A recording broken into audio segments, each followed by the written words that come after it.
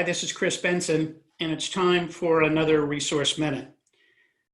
Most of your offices have been closed without seeing patients actively, at least, for the last 8 weeks or so.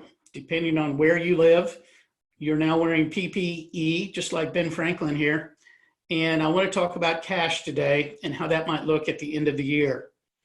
And so I'm going to make some assumptions, but I want to first show you a practice that we value that might look somewhat like your practice. If it doesn't, this is just serving as an example. But this is a practice we saw last year in 2019. It did 1.694 million in collections that year, and you can see how it spent money. It was a very efficient 57% overhead with an adjusted income that came to $728,000. Now, being shut down for a few weeks, how might that same practice look like as we were shut down and then crawl out of the pandemic? And I want to suggest to you that based on just some guesses and assumptions, I'm going to assume that you might experience this year, and this is just an example, some will do better, some will not do as well, but I'm going to suggest you might have a 17% decline in 2020 in your collections just because we couldn't see patients for a couple of months, and then we couldn't see them at the pace that we could for several months afterwards.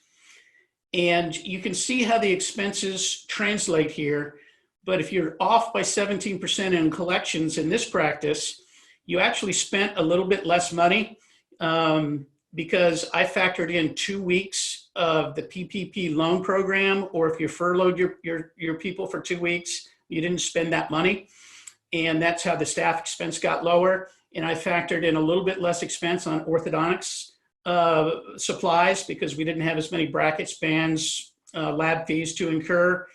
We had some variable expenses. You probably spent less on marketing, but you had the same expenses in occupancy. And then you had additional expenses in this example of $30,000 for PPE. Some of you won't spend that much. Some of you will spend more. But just as an example, you can see what it did to the overhead rate. It raised it by 3.7% to 60.7, and the net income went from 728 to 555. So it was a loss for this year compared to the prior year.